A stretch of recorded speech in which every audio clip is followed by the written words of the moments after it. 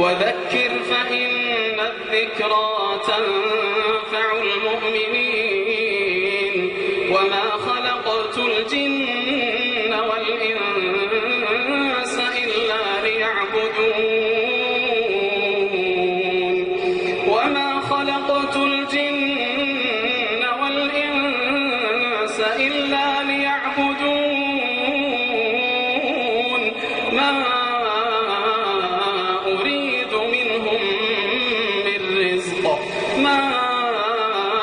أريد منهم من رزق وما أريد أن يطعمون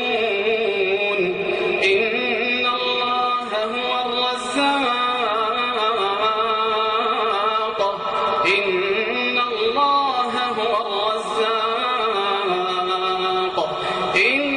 الله هو الرزاق ذو القوة المتين